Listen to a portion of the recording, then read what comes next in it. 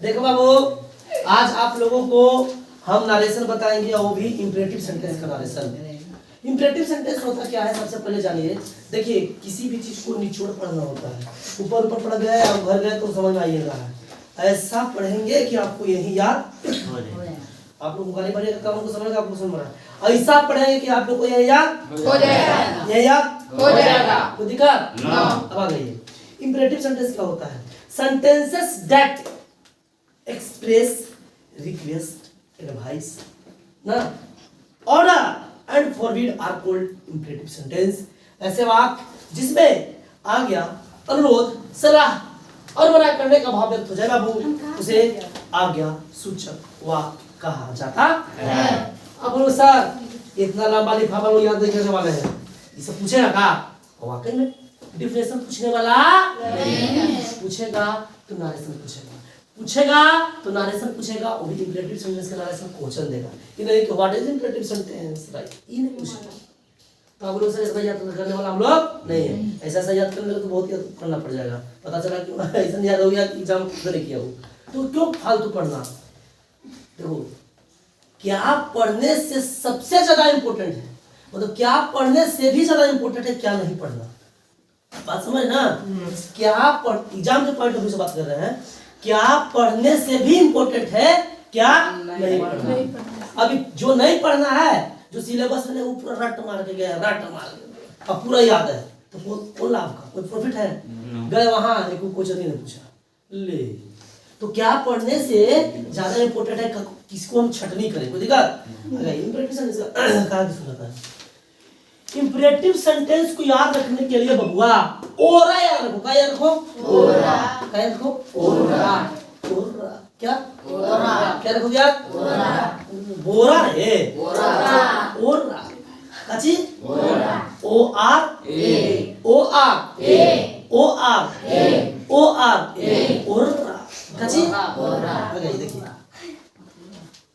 ओ ऊपर कैप्चर करना बाबू, देखो वीडियो में ऊपर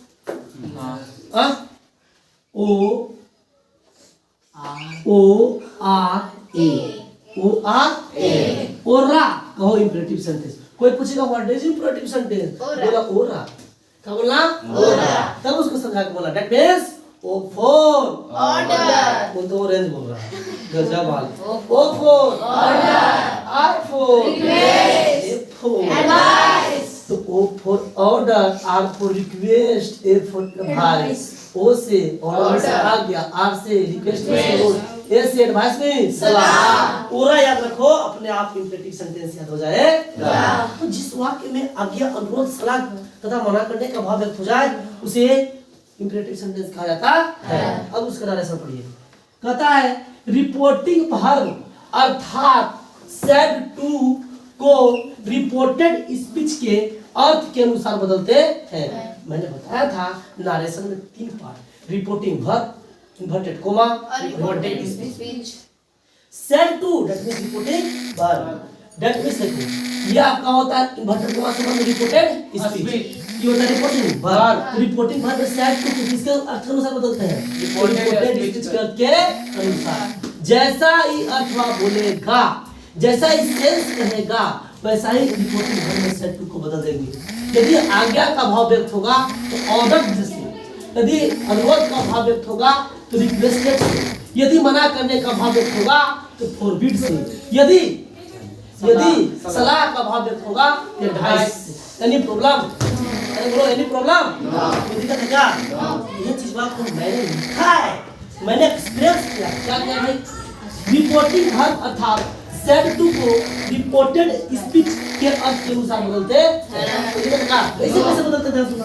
यदि रिपोर्टेड स्पीच में आज्ञा का भाव व्यक्त हो तो सेड टू को ऑर्डर से बदलते हैं। कोई दिक्कत? यदि रिपोर्टेड स्पीच में अनुरोध का भाव व्यक्त हो तो सेड टू को रिक्वेस्ट से बदलते हैं। कोई दिक्कत है क्या? यदि रिपोर्टेड स्पीच में सलाह का भाव व्यक्त हो तो सेड टू को एडवाइस से बदलते हैं। कोई दिक्कत है क्या? इन्वर्टेड कोमा को टू से बदलते हैं। याद रखिएगा, मैंने पहले बताया था कि इन्वर्टेड कोमा को दैट से बदलते हैं, लेकिन इंपरेटिव सेंटेंस में इन्वर्टेड कोमा को टू से बदला जाता है। Any problem? अरे बताओ कोई दिक्कत है क्या? अरे भाई यदि रिपोर्टेड स्पीच में मना करने का भाव व्यक्त हो तो बाबू लोग कोई हल्ला नहीं कर, सब ऊपर जाइए, चलिए ऊपर जाइए सब। हाँ सब ऊपर जाओ, सब ऊपर जाओ, चलो ऊपर जाओ, चलो जाओ जाओ।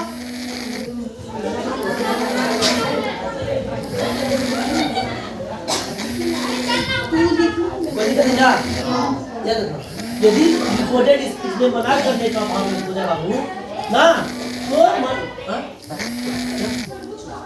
मना करने का भाव हो तो सेड टू को फॉरवर्ड से बदलते हैं, अर्थात निगेटिव सेंटेंस को असर्टिव सेंटेंस में बदलते हैं। कोई दिक्कत है? Any problem? Any problem? आने दो यार, फोन आ रहा है तो क्या करें, चलो आगे देखो, ध्यान सुनना। NOTE नोट, NOTE नोट, यदि रिपोर्टेड स्पीच में प्लीज या काइंडली या सर या मैडम लगा हो तो उसे उसको अपने आप उठा देते हैं ना। बाकी सभी नियम पूर्वक लागू होता है। सभी नियम पूर्वक लागू होने का मतलब पहले पर्सन को किस रूप में चल जाता है, पर्सन को पर्सन के अनुसार, फर्स्ट पर्सन सब्जेक्ट है ना, टेंस को टेंस के अनुसार, अदर पार्ट्स के अनुसार बदलते हैं। इसीलिए मैंने लिखा बाकी सभी नियम पूर्वक लागू होता है, मतलब कि बाकी सभी नियम पहले के जैसा लागू होएगा। नहीं समझा जी? चलिए एक एग्जांपल बता दो, सुनो बाबू। लड़की लोग एकदम चुप रहिए, हल्ला नहीं कीजिए, चलो। लो, he said to me,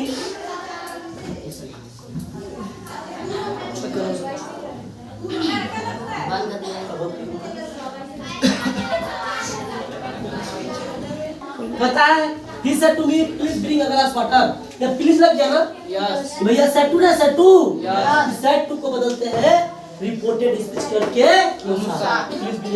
please bring a glass water, कृपया गिलास पानी ला दो ना।